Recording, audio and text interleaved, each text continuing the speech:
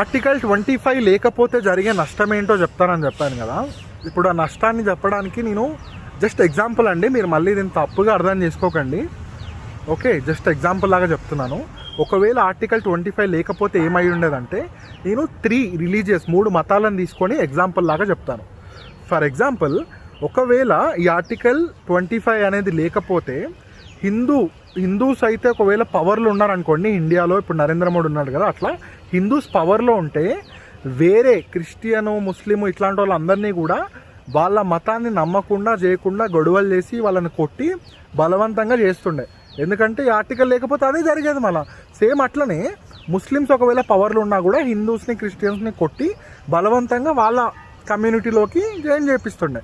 Same అట్లనే Christians పవర్లు ఉన్నా కూడా వాళ్ళు కూడా హిందూస్ని ముస్లిమ్స్ని కొట్టి వాళ్ళ మతాన్ని స్ప్రెడ్ చేస్తుండే. ఇట్లా జరగొద్దు. ఇర్రెస్పెక్టివ్ ఆఫ్ పాలిటిక్స్, అంటే ఎవడైనా కూడా పవర్లో ఉండని, కానీ ప్రతి ఒక్కడికి స్వేచ్ఛ అనేది ఉండాలి. వాళ్ళు నమ్మిన ధర్మాన్ని మొక్కడానికి, వాళ్ళు నమ్మిన ధర్మాన్ని పాటించడానికి, దాన్ని ముందు తరాలకు నేర్పించడానికి, కలిపేయడానికి ఉన్న freedom article 25 freedom of religion.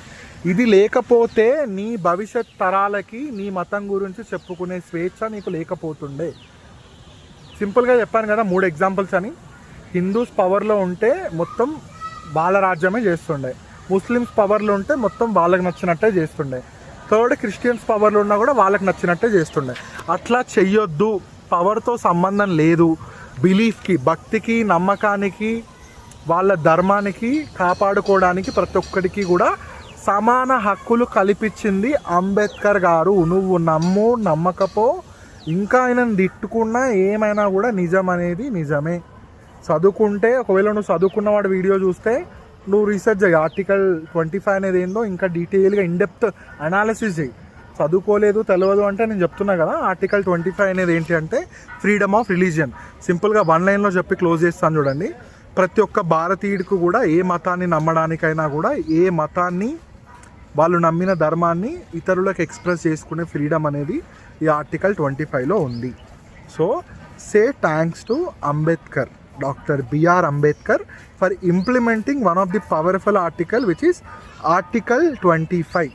ఆయనకి కృతజ్ఞతా భావం అనేది చూపించు. నువ్వు దేవుణ్ణి ఇంత స్వేచ్ఛగా మొక్కుతున్నావంటే దానికి వన్ ఆఫ్ ద రీజన్ ఆయన కూడా.